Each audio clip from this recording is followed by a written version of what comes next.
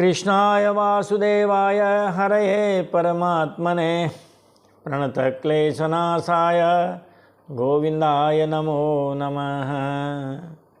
सच्चिदानन्दरूपाय विश्वोत्पत्त्यादिहेतवे तापत्रय विनाशाय श्रीकृष्णाय वयं नमः। समस्त कथा श्रोता बंधुओं को सादर जय श्री कृष्ण, जय श्रीमन नारायण। आइए चलते हैं कथा प्रवाह में सुकताल, जहाँ श्री सुखदेव जी महाराज राजा परीक्षित जी को श्रीमद् भागवत महापुराण की कथा सुना रहे हैं। आइए आप और हम सब भी चलते हैं सुकताल और श्री सुखदेव जी महाराज के मुखारबिंद से श्रीमद् भागवत महापुराण की कथा का श्रवण करते हैं। कथा का पिछला प्रसंग देखते हैं, तब फिर आगे चलते हैं। तो महाराज पिछली जो कथा है उसमें वो एकादश स्कंद है और उसका दूसरा और तीसरा अध्याय विराम ले गया था महाराज, उसका विराम हो गया था। और इन दो अध्यायों में महाराज 9 योगीश्वरों की कथा है, जिसको नारद जी महाराज वसुदेव जी को सुना रहे हैं। और वस्तुतः कथा जो 9 योगीश्वर हैं उन्होंने राजा निमि को सुनाई थी। तो उनमें से 6 योगीश्वरों की जो वार्ता है वो हो गई थी और अब आज जो है वो चौथा अध्याय है इस 11वें स्कंद का। 9 योगीश्वर हैं, 6 हो गए थे, 3 की बाकी है। तो लाओ 3 की कथा आज सुनाते हैं। भगवान के अवतारों के विषय में पूछ लिया महाराज परीक्षित जी महाराज ने। राजोवाचे यानि यानि ह कर्माणि येर्यै स्वच्छंद जन्मभिः चक्रे करोति कर्ता वा हरिष्ठानि ब्रुवन्तु नः। हरि चक्रे भगवान ने जो लीलाएं की, करोति जो कर रहे हैं, कर्ता वा अथवा करेंगे, भूत भविष्य वर्तमान काल हो गए। महाराज आप लोग कृपा करके भगवान की उन लीलाओं का वर्णन कीजिए। यानी यानी कर्माणी, जो भगवान ने यहाँ इस संसार में आकर के, जगत में आकर के जो लीला की, महाराज उन सब का लीलाओं का वर्णन कीजिए। कैसी लीलाएं? जो वे अब तक कर चुके हैं, अभी कर रहे हैं और आगे भी करेंगे, ऐसी लीलाओं का वर्णन कीजिए। ये पूछ लिया राजा ने मैंने, क्योंकि भगवान स्वतंत्रता से अपने भक्तों की भक्ति के वश में होकर अनेकों प्रकार के अवतार ग्रहण करते हैं। स्वच्छंद जन्म भी, जो स्वच्छंद और स्वतंत्र से अपने भक्तों की भक्ति के वश में होकर अनेक प्रकार की लीलाएं ग्रहण करते हैं। महाराज उनकी लीलाओं का वर्णन कीजिए। अब द्रुमिल जी महाराज बोलते हैं, यो वा अनंतस्य गुणानंतान् अनुक्रमिष्यन् सतु बाल बुद्धि रजांसि भूमेर गणयन् कथंचित् कालेन नैवाखिल शक्तिधाम्नः। अब 7वें योगीश्वर द्रुमिल जी महाराज ने कहा कि राजन, भगवान अनंत हैं, हरि अनंत हरि कथा अनंता गावहि कहीं समस्त संता। इस तरह की चौपाई है। हरि अनंत हरि कथा अनंता। तो महाराज भगवान अनंत हैं, इसलिए उनके गुण भी अनंत हैं। जो ये सोचता है कि मैं उनके गुणों को गिन लूँगा, वह मूर्ख है महाराज, वो बालक है, अबोध है। ये तो संभव है कि कोई व्यक्ति किसी प्रकार महाराज धूलि के, पृथ्वी के जो धूलि कण हैं उनको गिन लें, कोई मैथमेटिक्स गणित का सूत्र फार्मूला लगा के, परंतु समस्त शक्तियों के आश्रय हैं। ऐसे भगवान के अनंत गुणों का कोई कभी किसी प्रकार पार नहीं पा सकता। ऐसा कहकर द्रुमिल जी ने भगवान के मुख्य मुख्य अवतारों का वर्णन किया। पहली बात तो ये हुई कि भगवान जो है वो भक्तों के वश में हैं। जब कोई तपस्या करता है महाराज उस भक्त के लिए भगवान अवतार लेते हैं। कश्यप और अदिति, माता अदिति ने तपस्या करी, महाराज वहाँ भी पहुँच गए हैं। मनु शत्रुपा ने की, वहाँ भी पहुँच गए हैं। कैसे भगवान? महाराज ऐसे भगवान हैं कि जिनकी महाराज महिमा का वर्णन कोई कर नहीं सकता। कि नेति नेति जहि वेद निरूपा, निजानंद निरूपाधि अनूपा। नेति नेति जहि वेद निरूपा, वेद भी जिनका वर्णन नहीं कर सकते, नेति नेति का करके है, और वो भी महाराज जो है शांत हो जाते हैं। वो निजानंद हैं, निरुपाधि हैं और अनूप हैं। शंभु बिरंची विष्णु भगवाना, उपजाहि जासु अंशते नाना। शंभु बिरंची विष्णु भगवाना, उपजाहि जासु अंशते नाना। जासु अंशते, उस पर ब्रह्म के महाराज एक अंश से ब्रह्मा विष्णु महेश भी प्रकट होते हैं। ऐसे जो भगवान हैं वो ऐसे भगवान भी भक्तों के अधीन हैं। ऐसे हूँ प्रभु सेवक बस हैं, भगत है तू लीला तनु गहीं। ऐसे हूँ प्रभु सेवक बस हैं, भगत है तू लीला तनु गहीं। ऐसे जो भगवान हैं जिनको वेद भी नेति नेति कहते हैं, ऐसे भगवान भी महाराज भक्तों के बस में रहते हैं और भक्तों की लीला करने के लिए और भक्तों का उद्धार करने के लिए ही महाराज कई कई प्रकार के लीला शरीर ग्रहण करते हैं।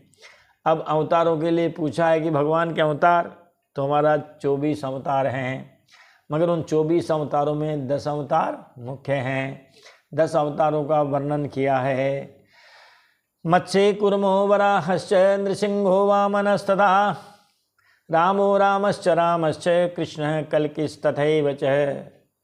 मत्स्यावतार, कच्छप अवतार, वराह अवतार, नरसिंह अवतार, वामन अवतार, 3 राम, परशुराम, श्री राम और बलराम। ये 3 राम हुए हैं, कृष्ण भगवान भी हुए हैं और कल की अवतार जो होना बाकी है। और इस प्रकार इन अवतारों का वर्णन करके और यहाँ पर ये 4थे अध्याय का भी विराम हो जाता है। महाराज 5वां अध्याय ज़्यादा बड़ा नहीं है, लाओ इसको भी देख लेते हैं। तो 5वें अध्याय में महाराज राजा निमि पूछते हैं कि भक्तिहीन पुरुषों की क्या गति होती है, जो भक्ति नहीं करते उनकी क्या गति है, और भगवान की पूजा विधि का क्या वर्णन है। क्या पूजा विधि है महाराज, उसका वर्णन भी कीजिए। राजोवाच भगवन्तं हरिं प्रायो न भजन्त्यात्मवित्तमाः, तेषाम् अशान्तकामानां का निष्ठा विजितात्मनां। हे आत्मवित्तमाः,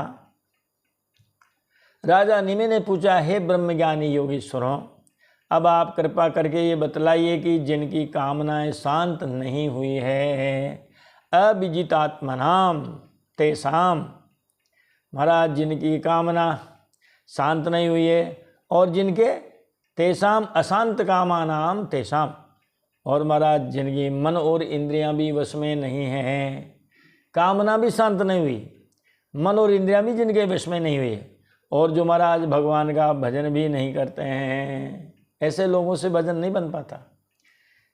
जो कामनाओं में उलझे हुए हैं, जिनका मन इंद्रियां वश में नहीं है, उनसे भजन नहीं हो सकता।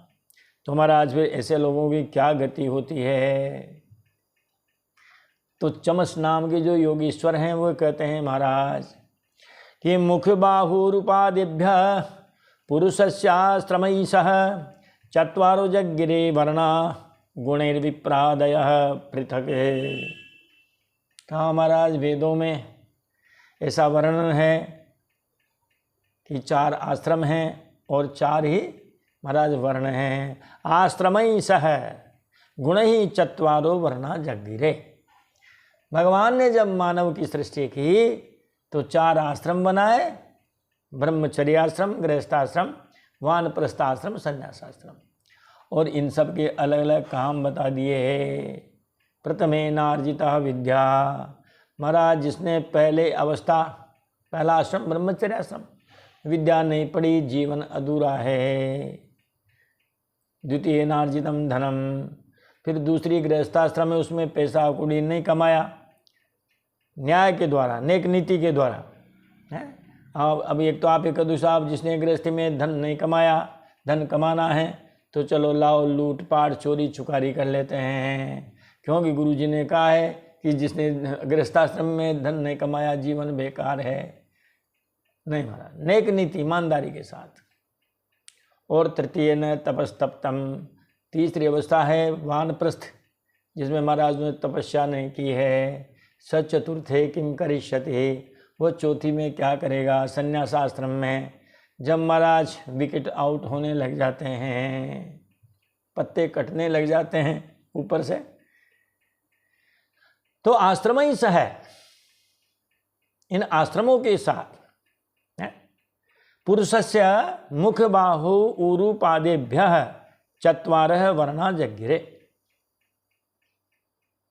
जो परमात्मा है उन परमात्मा के शरीर से ही मुख, बाहु, ऊरु और पैर, ब्राह्मणोस्य मुखमासीद बाहुराजन्याः, मुख से ब्राह्मण हो गए, बाहु से क्षत्रिय हो गए, ऊरु का मतलब जंघा। लोग कहते हैं पेट से हुए, पेट से नहीं हुए महाराज, जंघाओं से हुए, क्योंकि पूरे शरीर का वजन कौन झेलता है, जंघा ही झेलती है। जंघा मजबूत हो तो महाराज वो शरीर का वजन ढो देती है, नहीं तो महाराज घुटने खराब हो जाते हैं। शरीर में वजन ज़्यादा हो, जंघा घुटने मजबूत ना हो, टखने नहीं महाराज वो खराब होते हैं। देखो आप, घुटने खराब होते हैं। और महाराज पैरों से शूद्र पैदा हुए, ये 4 वर्ण पैदा हुए, लेकिन गुण ही विप्रादया पृथक।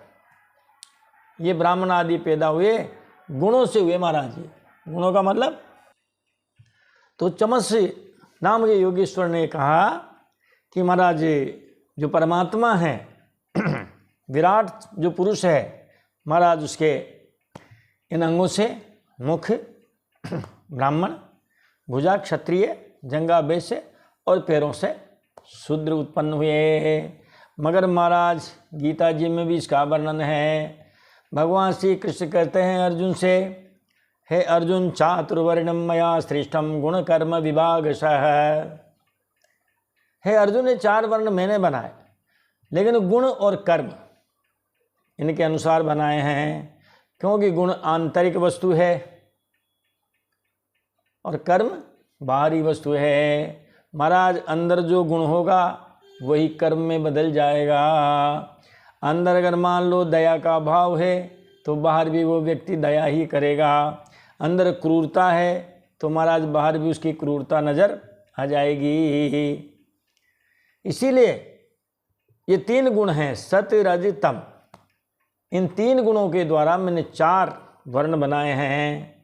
अब महाराज गुण तो 3 हैं, वर्ण 4 हो गए, तो इसमें जो शुद्ध सत्व है उससे ब्राह्मण बने हैं, और शुद्ध तम है महाराज उससे शूद्र वर्ण बना है। बाकी सत्य और रज, इनसे फिर महाराज क्षत्रिय बन गए। रज और तम, इनसे महाराज वैश्य बन गए हैं। तो 2 वर्ण, उनमें 2 गुणों का मिश्रण है, लेकिन शुद्ध सत्व से ब्राह्मण है और शुद्ध तम से शूद्र वर्ण का महाराज जो है वो निर्माण हुआ, बनाया। ये शाम पुरुषम साक्षात आत्म प्रभवमीश्वरम न भजन्त्य भजानन्ति स्थानाद भ्रष्टा पतन्त्यदः। यह का मतलब है जो मनुष्य महाराज जो मनुष्य इन चारों वर्णों और चारों आश्रमों के जन्मदाता भगवान आत्म प्रभवम ईश्वरम, जो इनकी उत्पत्ति का स्थान है, जिनसे ये चार वर्ण पैदा हुए हैं, ये चारों वर्ण महाराज जो चार वर्ण हैं वो इनके पैदा करने वाले जो भगवान जी हैं साक्षात परमात्मा हैं। जो इनका भजन नहीं करता है और अवजानंती इनका अनादर करता है भगवान का, तो महाराज समझ लो वह स्थान भ्रष्ट हो गया। और अधः पतंती, महाराज वो स्थान वर्ण आश्रम और मनुष्य योनि से भी च्युत हो जाता है, उसका अधः पतन हो जाता है। स्थान भ्रष्ट जब हो जाता है तो फिर महाराज वो शोभा नहीं देता है। स्थान भ्रष्टान शोभन्ते दंता केसा नखा नराहा। देखो स्थान भ्रष्ट होने पर दांत जब तक मुंह में महाराज कई कई प्रकार के टूथपेस्ट होते हैं, टूट गया फेंक दिया, पता नहीं कहाँ गया। बाल देखो महाराज कई कई प्रकार के शैम्पू साबुन तेल पलेल कितने डाई फाई सब करते हैं। नाई के यहाँ गए हमने कटिंग कराई और अब उन बालों का कोई हिसाब किताब नहीं है। माता बहनें भी बहुत श्रृंगार करती है, लेकिन जब वो केस जब संवारती है कंगे में जो बाल टूट जाते हैं उनकी देखो महाराज क्या है। इसी तरह मनुष्य भी स्थान भ्रष्ट होने पर शोभा नहीं देते हैं। किसी मिठाई की दुकान पर महाराज ऊपर थाल सजा हुआ है, लड्डू रखे हुए हैं। अब लड्डू थाल में से गिरा तो नीचे गिरा नाली में। उस लड्डू में ऐसा नहीं कि मिठास नहीं है, महाराज मिठास वही है, घी शक्कर वही है, लेकिन महाराज अब उन मनुष्यों के काम का नहीं रहा। तो इसका मतलब ये हुआ, उन्होंने पूछा महाराज जो भगवान का भजन नहीं करते हैं उनकी क्या गति होती है। तो चमस मुनि ने कहा कि देखो बात ये है, चारों वर्ण भगवान ने बनाए, गुण कर्म के आधार पर बनाए, और ये यदि वही व्यक्ति भगवान का भजन नहीं करते हैं तो महाराज वो जो है अपने वर्ण से अपने स्थान से वर्ण आश्रम से च्युत हो जाता है। फिर महाराज राजा ने प्रश्न पूछा है, राजा निमि ने, कस्मिन् काले स भगवान किं वर्णः कीदृशो नृभिः नाम्ना वा केन विधिना पूज्यते तदिहोच्यताम्। राजा निमि ने पूछा कि हे योगीश्वरों, आप लोग कृपा करके यह भी बताइए भगवान किस समय किस रंग, मतलब कौन से युग में कौन से रंग के कौन से आकार स्वीकार करते हैं, और मनुष्य किन नामों से और विधियों से उनकी उपासना करते हैं। भगवान सतयुग में कैसे रहे, किस वर्ण के रहे, त्रेता में कैसे रहे, द्वापर में कैसे रहे, और अब तो महाराज कलयुग है। तो कहते हैं जो हमारा कृतयुग है सतयुग है उसमें भगवान श्वेत रंग के रहे। भगवान ने एक अवतार हंस के रूप में भी लिया है, इसीलिए उसको हंसावतार कहते हैं। पशु पक्षी मानव 24 अवतार हैं, तो सभी में गए महाराज, तो जलचर थलचर उभयचर सभी में है, सभी में भगवान ने अवतार लिया ताकि कहीं तो मन लगे।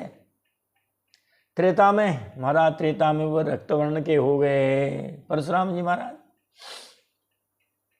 और फिर बाद में वो पीत वर्ण भी हो गए हैं राम जी के ज़माने में आते आते, और फिर कृष्ण ज़माने में आते आते क्या हो गए महाराज, महाराज उनका कृष्ण वर्ण भी हो गया। तो श्वेत पीत, श्वेत रक्त पीत और कृष्ण, अलग अलग युगों में भगवान अलग अलग वर्ण के अवतार लेते हैं, और आकार कौन सा स्वीकार करते हैं, तो कभी मत्स्य, कभी कुर्म, कभी वराह, सभी तरह का अवतार लेते हैं महाराज। उनके अलग अलग नामकरण भी होते हैं। करभाजनोवाच कृतं ते त्रेता द्वापरं च कलिरित्येषु केशव नानावर्णा विदाकारो नानेव विधिनेज्यते। तो नौवें जो योगीश्वर है करभाजन जी, उन्होंने यही कहा कि हे राजन, सत्ययुग, त्रेतायुग, द्वापर और कलयुग, ये 4 युग हैं। इन चारों युगों में भगवान के अनेक रंग हैं, श्वेत पीत रक्त कृष्ण। और नाम भी अनेक हैं, आकृतियाँ भी अनेक हैं, तथा विभिन्न विधियों से उनकी पूजा की जाती है। इस प्रकार स्तुतियाँ भी की जाती है, विभिन्न प्रकार से उनकी पूजा की जाती है। देखो आप, कृते यध्यायते विष्णु, कृतयुग में महाराज है ध्यान विधि से उनका पूजन किया जाता है। त्रेतायाम यजतो मखई, त्रेता युग में महाराज जो है यज्ञ किया जाता है।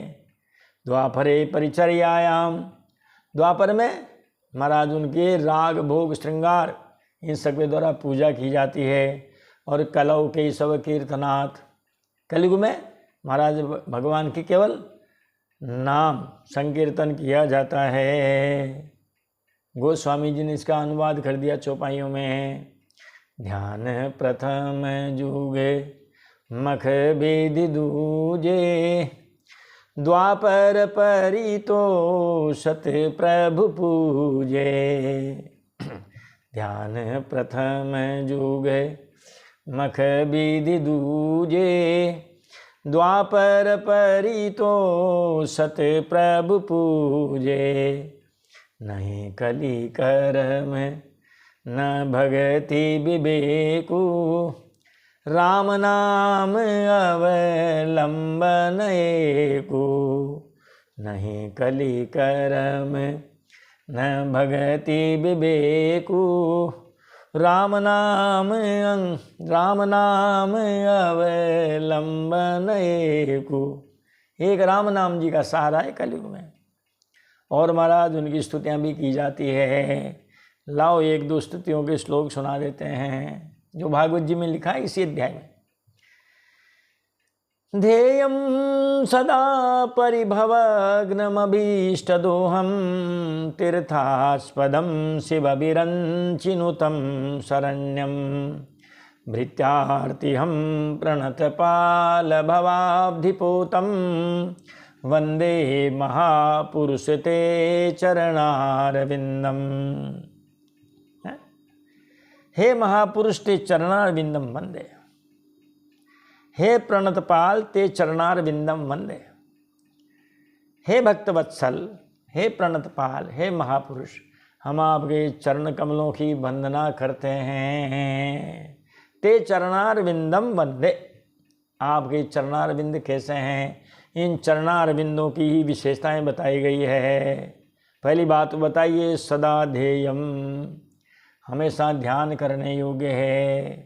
परिभवग्नम, महाराज पराजय को भी नष्ट करने वाले हैं, आपको हारते हारते भी जिताने देने वाले हैं। अभिष्ट दोहम, आपकी अभिष्ट कामनाओं को देने वाले हैं, उनका दोहन करने वाले हैं। तीर्थास्पदम, तीर्थों को भी तीर्थ बनाने वाले हैं।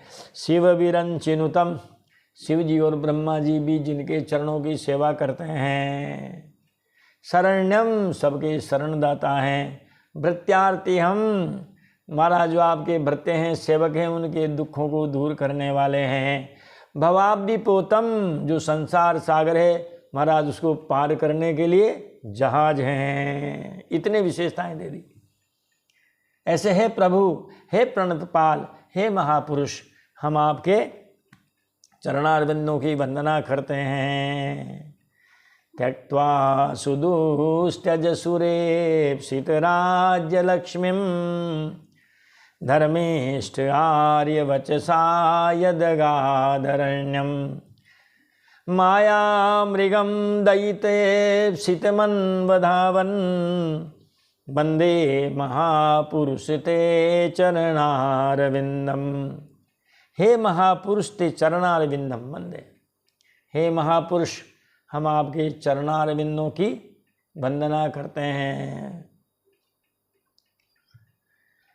त्यक्त्वा सुदुस्त्यज सुरेप्सित राज्य लक्ष्मीं, धर्मिष्ठ आर्यवचसा, आर्यवचसा, हे धर्मिष्ठ, हे धर्म की रक्षा करने वाले श्री राम जी की है ये स्तुति। महाराज आपने अपने पिताजी की आज्ञा पा करके और सुदुस्त्यज सुरेप्सित राज्य लक्ष्मी त्यक्त्वा, महाराज देवताओं के लिए भी दुस्त्यज ऐसी राज्य लक्ष्मी का त्याग कर दिया। जिसके लिए देवता भी तरसते हैं, जिस राज्य लक्ष्मी के लिए, उस राज्य लक्ष्मी का आपने परित्याग कर दिया। और महाराज आप जो है यद अरण्यम अगात, और महाराज आप जंगल में चले गए 14 वर्ष के लिए, जंगल जंगल भटकते फिरे, घूमते फिरे। फिर माया मृगम दयित ईप्सितमन्वधावत, दयित ईप्सितम, दयितया ईप्सितम माया मृगम। महाराज जो सीता जी है, जो आपकी दयिता है, प्राण वल्लभा है, प्राण प्यारी है, उसकी इच्छा हुई हिरण को लाने की, तो महाराज उनकी जो है बात मान करके और आप उस हिरण के पीछे दौड़ पड़े। माया मृग सो पाछे सो धावा, निगम नेति सो वेदन पावार, माया मृग पाछे सो धावा। महाराज उस माया मृग के पीछे आप दौड़ पड़े। किस लिए दौड़े? दयितया ईप्सितम माया मृगम, आपकी प्राण वल्लभा ऐसी जो धर्मपति सीता जी हैं, उनके कहने पर, उनके चाहने पर आप उस माया मृग के पीछे दौड़े हैं। और जो आप पीछे दौड़े हैं, आपके चरण कमल जो उस हिरण के पीछे दौड़े हैं, हम उन्हीं चरण कमलों की वंदना करते हैं। वंदे महापुरुष ते चरणारविंदम, हे महापुरुष ते चरणारविंदम वंदे, हे महापुरुष हम आपके चरण कमलों की वंदना करते हैं। कलिम सभाजयन्त्यर्थः, कलिम सभाजयन्त्यार्या गुणज्ञा सारभागिनः, यत्र संकीर्तनेनैव सर्व स्वार्थो विलभ्यते। कलयुग में लाखों लाखों दोष हैं महाराज।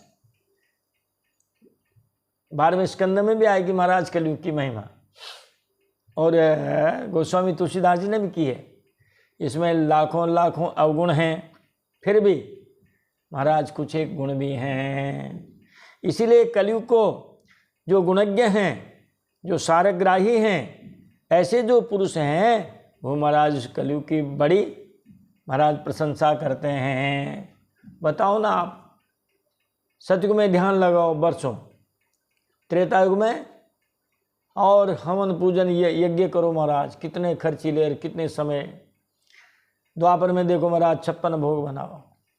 कलयुग में केवल नाम मात्र से ही उद्धार हो रहा है। कलयुग में केवल संकीर्तन से ही सारे स्वार्थ और परमार्थ सिद्ध हो जाते हैं। यत्र संकीर्तनेनैव सर्व स्वार्थो विलभ्यते, संकीर्तन मात्र से ही महाराज परमार्थ सिद्ध हो जाते हैं।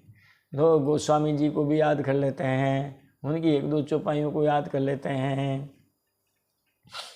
कलियुग केवल हरे गुण गाहा, गावत नर पावई भवथाहा।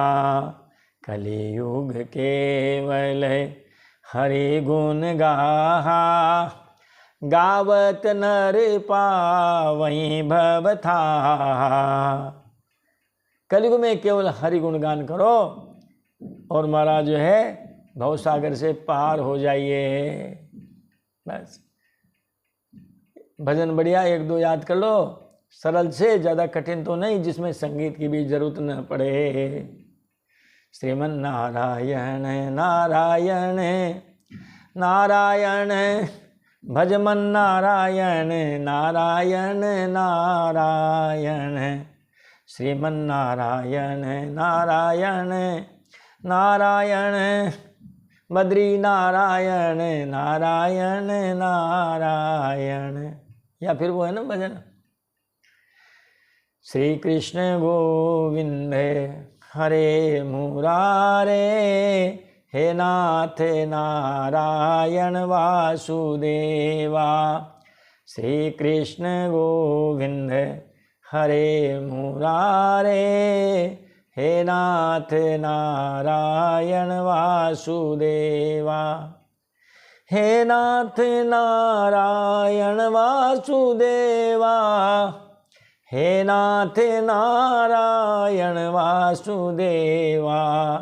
श्री कृष्ण गोविंद हरे मुरारे, हे नाथ नारायण वासुदेवा। तो महाराज यत्र संकीर्तन है नहीं, वह संकीर्तन करने मात्र से ही सारे स्वार्थ और परमार्थ सिद्ध हो जाते हैं। कलियुग केवल नाम आधारा, सुमेरी सुमेरी नर उतरहि पारा। कलियुग केवल नाम आधारा, सुमेरी सुमेरी नर उतरहि पारा। ये लो महाराज।